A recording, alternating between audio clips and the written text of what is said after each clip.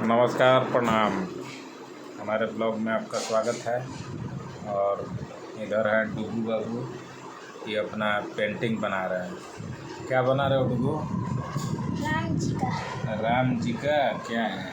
देखिए, राम जी का कौन सी बना रहे हो? बैक कैमरा से आप लोग को दिखा रहा है।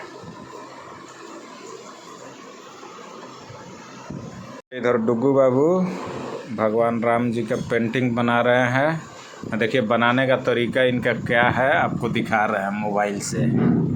देखिए इधर मोबाइल में राम जी का फ़ोटो और ठीक उसी तरीके से इधर ही अपना बना रहे हैं। देखिए ये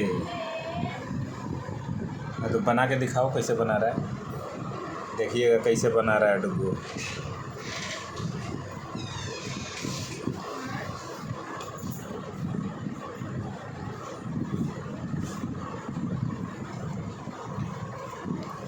मोबाइल से देख के ड्राइंग बना रहे हैं डुगू बाबू। ये क्या बनाए हो? ये ड्रैगन है। ड्रैगन तुम बनाए हो? अच्छा, और क्या बनाए हो? और दिखाओ।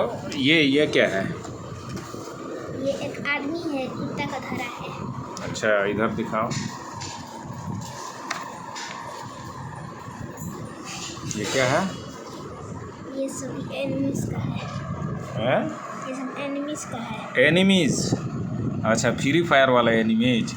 हाँ। इधर क्या है? इधर ये सब है। और दिखाओ।